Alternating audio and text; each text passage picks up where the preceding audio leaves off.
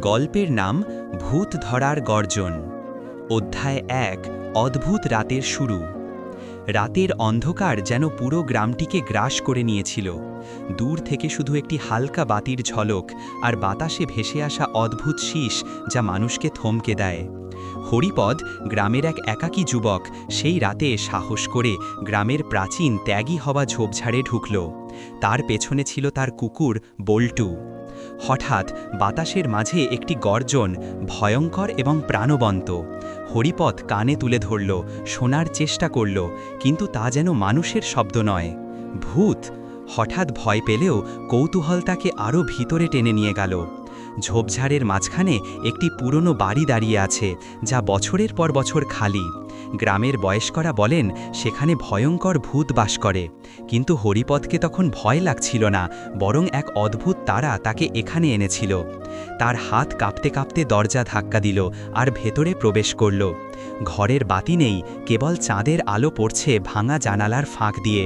হঠাৎ একটি লম্বা ছায়া ঘরের এক কোণ থেকে উঠে এসে হরিপথের দিকে এগিয়ে আসলো। বল্টু গর্জন করতে শুরু করল, আর হরিপথের মনে হলো যে সেই গর্জন কোনো প্রাণীর নয়, বরং সেই ভূতের। অধ্যায় ২। অদ্ভুত ছায়া এবং গর্জনের রহস্য।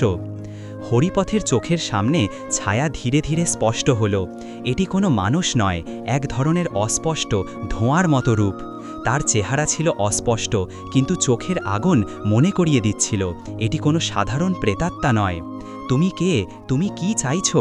হরিপথ কাঁপতে কাঁপতে জিজ্ঞেস করল। সেই ছায়া কোনো শব্দ ছাড়ল না, শুধু একটি দমকা গর্জন কানে ভেসে এলো। হরিপথের মনে হলো যেন পুরো বাড়ি কম্পমান হয়ে উঠল। বল্টু ভয় পেয়ে ঘুরে দাঁড়ালো, কিন্তু হরিপথ স্থির থেকে যায়। হঠাৎ একটি ঝলক, ছায়ার মুখ অচেনা মানুষটির মতো হয়ে গেল। হরিপথের মনে হলো যেন এটি তার পূর্বপুরুষের রূপ। হঠাৎ ছায়াটি একটি শব্দ ছেড়ে দিল, যা যেন উদ্ধার করো বলছে। হরিপদ বুঝতে পারল এই বাড়ি এবং ভয়ের গর্জনের মধ্যে কোনো অতীত রহস্য লুকানো আছে। সে স্থিরভাবে বলল, আমি তোমার রহস্য জানব, তুমি যা বলছো আমি শুনব। বাতাসে হালকা কাঁপন আর গর্জনের মিশ্রণ হরিপদকে আরও ভেতরে টেনে নিল। সে খুঁজে পেল একটি পুরনো ডায়েরি, যা ভাঙা তাকের নিচে পড়ে আছে। ডায়েরি খুলতেই হরিপথের চোখে ভেসে উঠল একটি গ্রামের ইতিহাস, যেখানে শতাব্দী আগে এক পরিবার হত্যা এবং বিশ্বাসঘাতকতার শিকার হয়েছিল। ডায়েরিতে লেখা ছিল, যে ভয়ঙ্কর গর্জন তুমি শোনো তা আমাদের পরিবারের সাপ। শুধুমাত্র সাহসী কেউ তা শেষ করতে পারবে। হরিপদ বুঝল এই রাতের গর্জন শুধু ভূতের নয়, এটি পুরনো সাপের চেয়েও বড় কিছু, যা তাকে গ্রাম এবং পূর্বপুরুষদের ইতিহাসের সঙ্গে যুক্ত করছে। অধ্যায় ৩। সাপ ভাঙার অভিযান। হরিপথ ডায়েরির পাতায় লেখা নির্দেশ অনুসারে বাড়ির ভেতরের অন্ধকার কক্ষে প্রবেশ করল। বাতি নেই, কেবল তার হাতে থাকা পুরনো লাঠির আলো। বল্টু তার পাশে কাঁপতে কাঁপতে হেঁটে যাচ্ছে। কক্ষের দেয়ালে অদ্ভুত চিহ্ন আঁকা, যেন প্রাচীন কিছু ধ্বংসযজ্ঞের সাক্ষী। হঠাৎ ছায়া আবার সামনে এসে দাঁড়ালো। এবার হরিপথ দেখতে পাচ্ছে ছায়ার চোখ থেকে লাল শিখা বেরোচ্ছে, আর গর্জন আরও ভয়ঙ্কর। হরিপথ সাহস করে বলল, আমি জানি তোমার সাপ ভাঙার একমাত্র উপায়, আমাকে দেখাও কি করতে হবে। ছায়া তার দিকে এগিয়ে এলো, এবং হরিপদ অনুভব করল এটি শুধু একটা প্রেতাত্মা নয়, এটি পুরনো সাপের শক্তির বাহক। ডায়েরির লেখা অনুসারে হরিপদকে করতে হবে ৩টি কাজ। সত্যিকারের সাহস প্রদর্শন, কোনো ভয় না দেখিয়ে ছায়ার চোখের দিকে তাকানো। অতীতের রহস্য প্রকাশ করা, ডায়েরিতে লেখা হত্যাকাণ্ডের সত্যিকারের ইতিহাস সব গ্রামে ঘোষণা করা। ভূতের প্রতি দয়া দেখানো, সাপগ্রস্ত আত্মাকে শান্তির আশ্বাস দেওয়া। হরিপদ প্রথম কাজ করল, সে ছায়ার চোখের দিকে তাকালো। ছায়া হচকে গিয়ে দাঁড়ালো, আর গর্জনের তীব্রতা কিছুটা কমল। দ্বিতীয় কাজ শুরু হলো।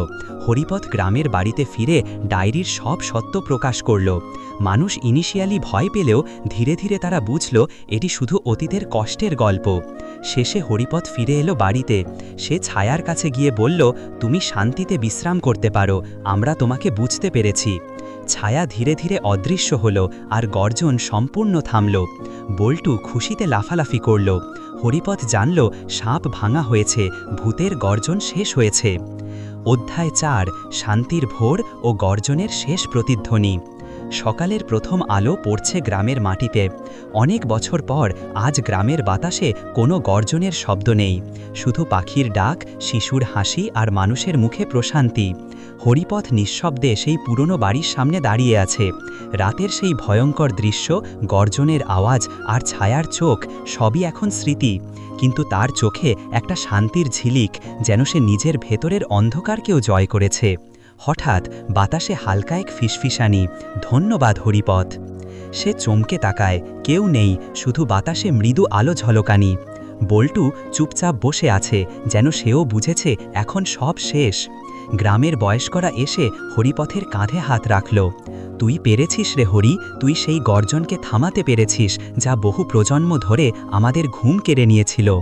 হরিপথ কিছু না বলে শুধু আকাশের দিকে তাকালো। তার মনে হচ্ছিল আকাশের ওপরে কেউ তাকে আশীর্বাদ দিচ্ছে। বিকেলে সে পুরনো বাড়ির দরজা পেরিয়ে ভেতরে গেল। এবার সেখানে কোনো ছায়া নেই, কোনো ঠান্ডা বাতাস নেই, শুধু একটা পুরনো প্রদীপ জ্বলছে, যা আগে কেউ জ্বালায়নি। প্রদীপের শিখা দুলে উঠল, যেন বলছে সব ঠিক হয়েছে। রাত নামল, চাঁদের আলোয় হরিপথ মৃদু হাসল। গর্জনের দিন শেষ হয়েছে, কিন্তু তার কাহিনী থেকে যাবে গ্রামবাসীর মুখে মুখে।